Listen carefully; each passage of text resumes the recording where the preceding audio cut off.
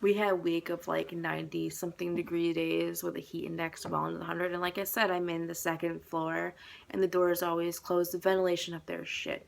Whatever the temperature is downstairs, add 23 degrees, and that's what it is upstairs. I left for work at 5 that morning to catch the bus. She gets up at 5:30 to feed the cats. So I'm already out of the house when she gets up. I come home at about 3:30 in the afternoon when it's really fucking hot out. And I come in and the air conditioning's on and I'm like, there is a God. I turned it down by like 2 degrees because it was like barely doing anything for me at that point. I was fucking hot, you know. When I get off the bus like almost a mile away and have to walk uphill to get back home. So by the time I walk in the door, I got my fucking uniform on and everything. Like, I'm sweating balls. So I go upstairs to my room and I take a shower, wash the sweat off, and a couple hours later my mom comes home. She sends me a text message. Don't ever fucking touch the AC again. You pay nothing to live here. Stop making my bills higher. Just move out.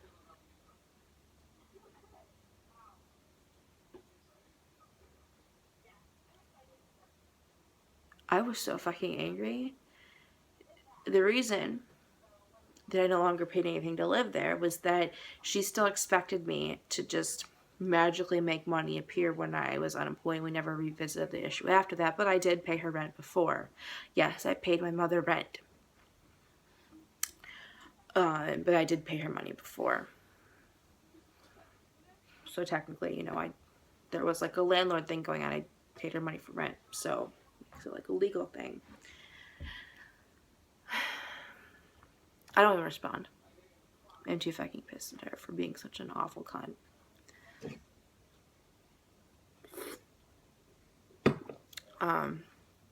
2 days later is when I realized that I went to work smelling like cat piss.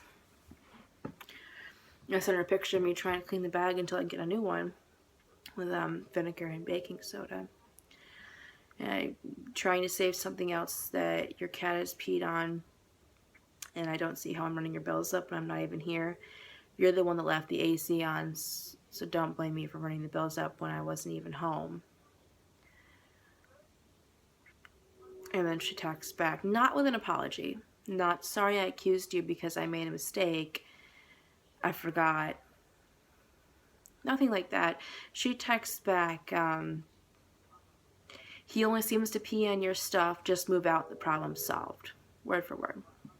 I could post like a 10 URL in the comments or something. This is word for word. And I respond, I'm trying. It's a fucking process. She says, hurry up and go. No, I said, I'm trying. It's a fucking process. I can't wait to move out and never speak to you again. And her response is, hurry up and go. My mother, ladies and gentlemen. Mother of the year. I can't wait to move out and never speak to you again. Hurry up and go. All because she left the AC on and her cats are peeing on my shit.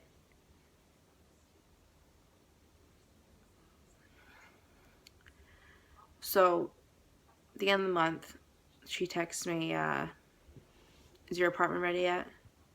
And I said, no, not yet. The next day, there's an eviction notice on the stairs. Yeah, my mom tried to evict me. It wasn't legal. It was notarized. It wasn't served by a court.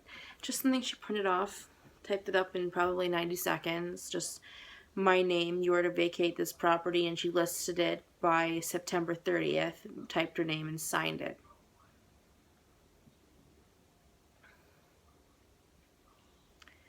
I'm fucking pissed. She knows that I'm in the process of moving out. I've already started the moving process to an apartment. Like, I have done this before. I do know what to do, and I'm doing it. I've lived in 4 apartments since I had moved out of her house. Since she left me homeless and I had nothing else to do but to find somewhere to live. I lived in 4 different apartments. This is going to be my 5th. And she knew that it was going to be the month after, at some point, that it was guaranteed. And she decided that it's no big deal if I'm homeless for 2 weeks. Again. So I find a place to move that next week. And I moved out while she was at work. I'm sorry. I want nothing to do with you. If you're going to be that much of a cunt, I have no reason for you to be in my life. That's not what a mother does. I'm the one that's supposed to be fucking up, and you're supposed to forgive me and tell me it's going to be okay and help me through it, instead of being the reason for all the problems that I have.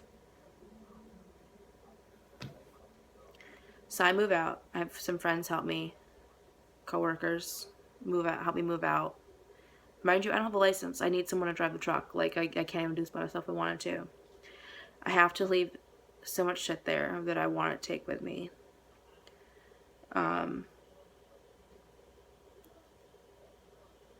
of the things that I really miss, I had to leave all my Machinima t-shirts. I had some bins with clothes in it. I had so many Machinima t-shirts. Like, I could wear a Machinima t-shirt every day for 2 weeks and still not wear a dirty shirt. Anyway, there's just some things that I wish I could have taken, but I wanted to get the fuck out. I couldn't face her. I couldn't deal with that process, knowing how she was, who she was, and how she handled things. Like, for me, I had to move out while she was at work and just block contact. And I blocked her number on my phone. And, you know, I had my friends help me move into this apartment. And, you know, I got them pizza and wings and soda and whatever. And it's hot as fuck out that day, but they still helped me. And, God, I am eternally grateful for that. The next morning, I have a text message from my father. 10 years ago, I told him I don't want to see you again until you're dead. 6 years ago, he showed up at my job while I was working because my mother had told him where I was. And I had a panic attack. And a couple years after that, I was telling her stuff about my little sister because I had talked to her. And she went and told some of this stuff to my father. Ended up costing my sister's mom full custody when she deserves it. My father doesn't deserve to see any of his kids ever. He walked on all of them. But he's still flawless. He's done nothing wrong. It's not his fault that he gets bored with women and moves on to the next one. It's not his fault he's still married to his fourth wife and got engaged. He's blameless. Obviously. And I bitched her out back then. Because it came back on me. I'm the one that told her I thought I could trust her. Apparently I couldn't. I bitched her out. I told her then, you can't be doing this. And this is now the second time that you've put me in the middle of this shit by telling my father information he has no right in knowing. And I told him if he asks about me, tell him I'm fine. He gave up the right to know anything about me when he didn't show up to the custody hearing this was like 22 years ago at that point. I'm fine. That's all he needs to know. He never had my phone number. Never. I never gave him my phone number. And, so he texts me. My first morning in my new apartment, I wake up, I'm like, I did it. I'm out on my own. I'm free. I can finally do what I need to do for me when I want to do it. And there's this text message from him that's like this long. I'm so ashamed of what you've become as a person. You owe your mom an apology. She's done her very best to raise you. You girls this, you girls that. I'm a condescending piece of shit. And I'm like, what part of don't fucking talk to me ever again don't you understand? Seriously.